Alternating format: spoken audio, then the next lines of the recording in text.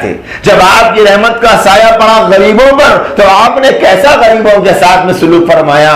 اللہ نے آپ کو چانس دیا, آفر دیا, اے نبی اگر آپ چاہیں تو میں آپ کے پیچھے احد کے پہاڑ کو سونے کا بنا ڈالوں اور آپ جہاں جائیں آپ کے پیچھے احد کا پہاڑ چلتا چلا جائے. لیکن میرے اور آپ کے محبوب نبی کی رحمت کا تقاضا غریبوں کے بارے میں یہ ہوا, آپ نے فرمایا کہ نہیں نہیں, ایک دن میں بھوکا رہنا چاہتا ہوں, ایک دن میں کھانا چاہتا ہوں. جس دن بھوکا رہوں گا اس دن اللہ کا صبر کے سامنے صبر کر کے صابر بندہ بنوں گا, اور جس دن کھاؤں گا اس دن شکر کروں گا.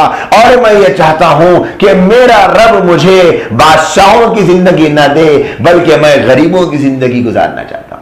یہاں تک آپ نے فرمایا ایک مرتبہ کھانا کھا رہے تھے, ٹیک لگا کر کھانا کھانا منع ہے. آپ علیہ السلام نے منع فرمایا. آپ ٹیک چھوڑ کے کھانا کھایا کرتے تھے. آپ نے فرمایا میں مسکین بن کے کھانا کھاتا ہوں, میں مسکین بن کے جیوں گا, میں مسکین بن کے مروں گا, اور مسکینی کے ساتھ میں کل قیامت میں اٹھایا جاؤں گا.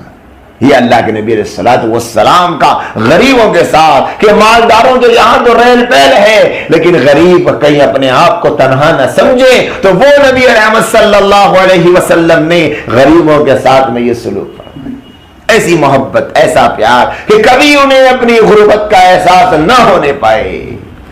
یہ ہے نبی علیہ السلام کی غریبوں پر رحمت کے سائے کی داستان.